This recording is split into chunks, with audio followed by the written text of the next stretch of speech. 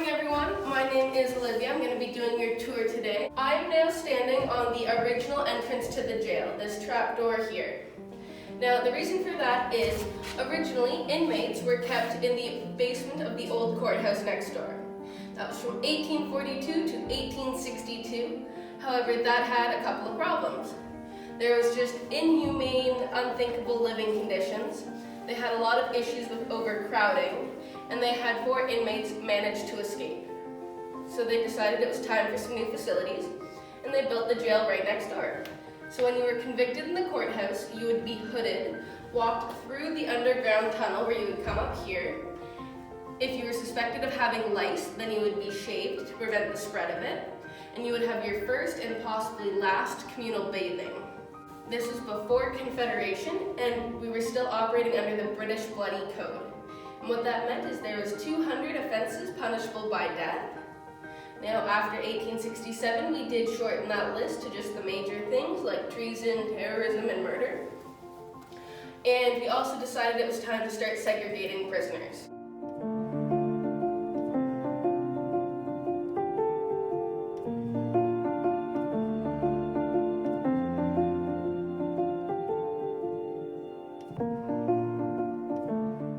This is solitary confinement, also known as the hole. It can be considered a prison within a prison, and there are a number of things that could have got you thrown in the hole, such as bad behavior, if you were being violent, using coarse language, maybe your cell wasn't clean enough, or maybe a guard was just having a bad day and you looked at him the wrong way.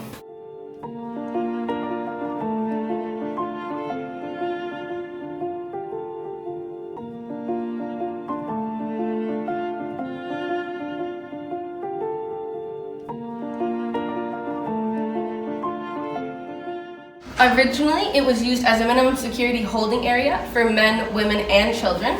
They would be serving time for crimes such as petty theft, prostitution, drunk and disorderly, things like that. Now, I mentioned children. They could be spending time for either their own crime or that of their mothers. In the late 1800s, women could go to prison simply for being bad housewives. If a husband didn't feel that his wife was cooking or cleaning well enough, he could send her away to pick up some culinary skills, and her child would have to come and spend her time with her as well, because men weren't seen as fit caregivers. That resulted in a lot of overcrowding in this area, and eventually they moved the women and children up to the 9th floor. After that, they converted this area to a debtor's prison. So if you owed the government money, this is where you would spend your evenings, and then you could go out to the courtyard and you could work off your debt during the day. Sawing stone, cutting trees, whatever was required of you by the township until you paid that off. The priest would deliver his sermon through this inverted cutout in the wall. There is a little slit there, and he could speak through it, and it would project his voice into this area while he was able to stay safely on the other side of the bars. Now, that hole serves a dual function, as it was also used for surveillance.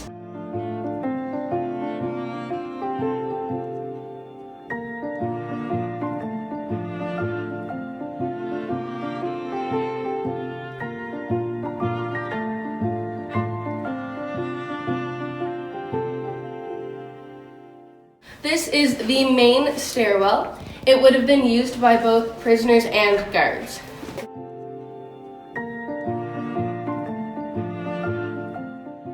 Is these anti-suicide bars that go all the way down. Those were installed after a fight broke out between a prisoner and a guard, and the guard ended up falling to his death.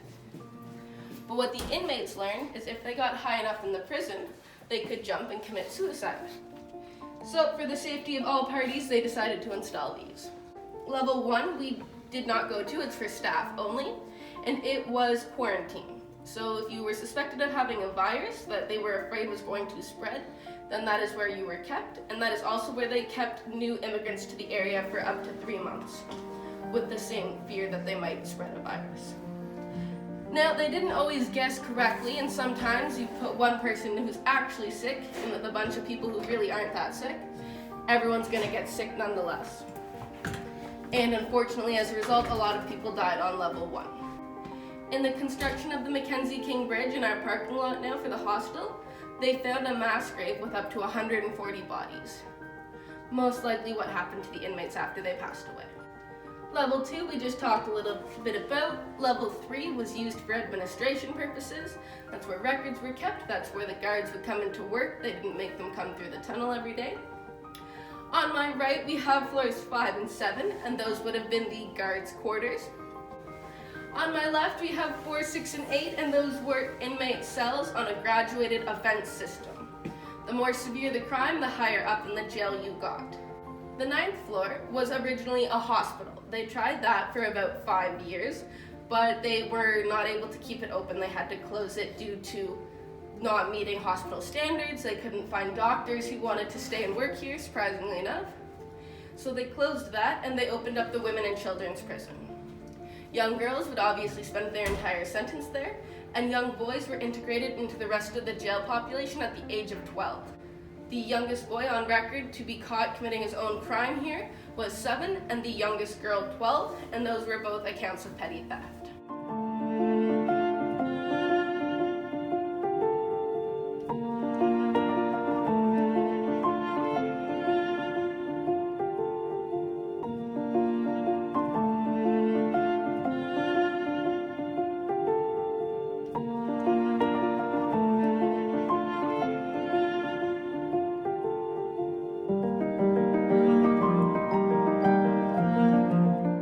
Small. They are 1 by 3 meters, 3 by 9 feet, or more universally, they don't hold a single IKEA mattress.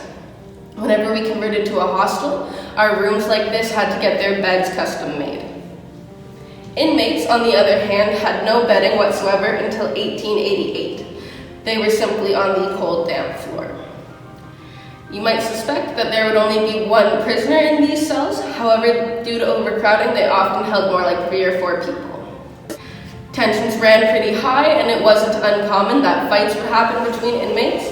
If you take a look after in some of them, such as this, there are holes in the wall. Those would have been from one inmate bashing another's skull into the wall. Minus 30 plus wind chill in the winter, and often inmates died simply of hypothermia or frostbite or heat exhaustion just in their sleep.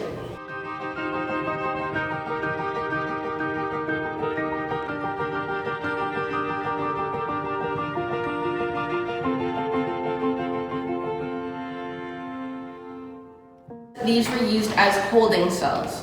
So if you were still awaiting your sentence from the judge, or if you just had to spend the night in the drunk tank for public intoxication, this is where you would stay. They were designed to hold 3 to 4 inmates. However, again, due to that overcrowding, often held more like 7 or 8.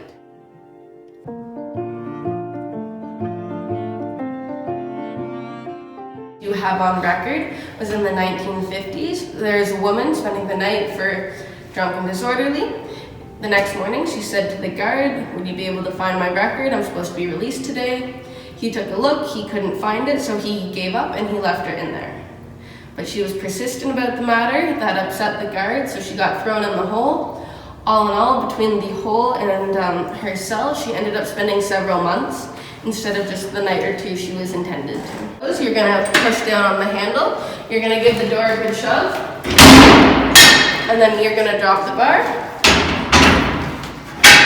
But keep in mind, you can actually lock someone in there, so please don't forget your friend.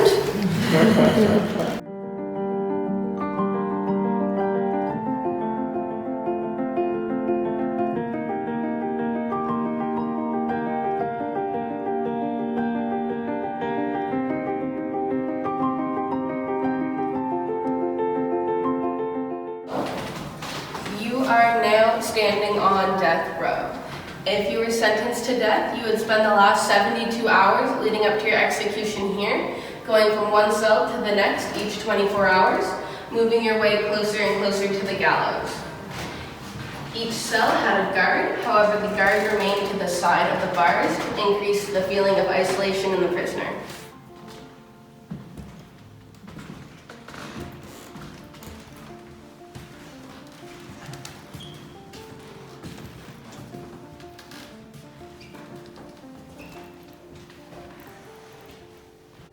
It is the story of Patrick James Whalen. He was convicted for allegedly killing Darcy McGee, one of the founding fathers of Confederation here in Canada. There's a little bit of math that goes into hanging someone. It has to do with the ratio of body weight to length of rope. If a rope is too long, then you risk decapitating the person. And if it's too short, then you risk suffocating the person. Well, Whelan's rope was too short, and he ended up suffocating for 5 minutes while 5,000 people watched.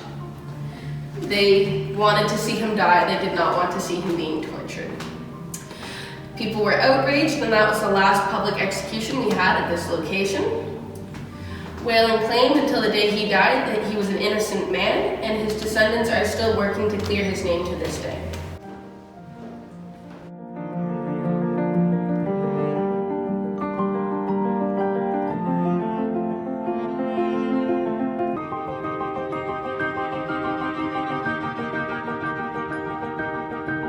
Rope burns are in the middle, and that's most likely where the executions happened, the illegal ones.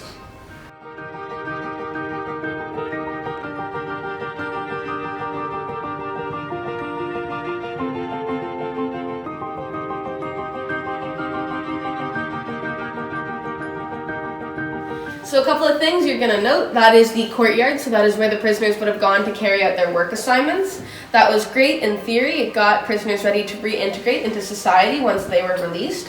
However, in practice, inmates were often worked to the point of exhaustion and worked to death. There is a very short turnaround time between when the jail closed and when the hostel opened.